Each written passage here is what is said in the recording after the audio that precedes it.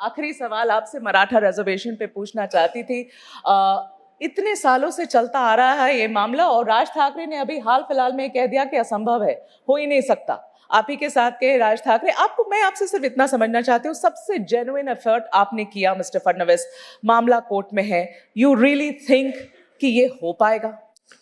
देखिए, ये 2 बार हमने कर दिखाया। पहली बार जब हमने मराठा रिजर्वेशन दिया, हम हाई कोर्ट में जीते, और जब तक मैं मुख्यमंत्री था सुप्रीम कोर्ट ने भी उसके ऊपर स्टे नहीं दिया था।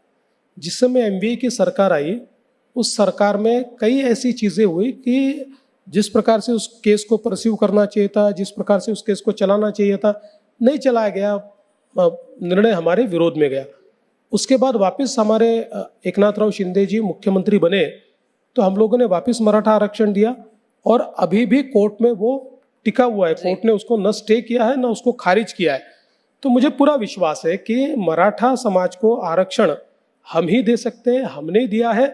और मैं सबसे महत्वपूर्ण बात ये कहना चाहता हूँ कि केवल आरक्षण नहीं, हमने अन्ना साहब पटेल आर्थिक विकास महामंडल तैयार किया।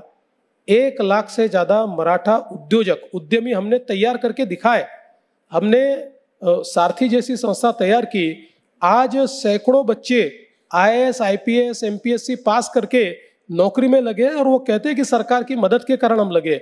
हमने बच्चों को फी में कंसेशन दिया, आज अलग अलग जगहों पढ़ रहे हैं। हमने उनके लिए हॉस्टल्स तैयार किए, आज बच्चों की सुविधा हमने की है। तो केवल एक रिजर्वेशन नहीं, उसके आगे बढ़कर हमने मराठा समाज के लिए काम किया है।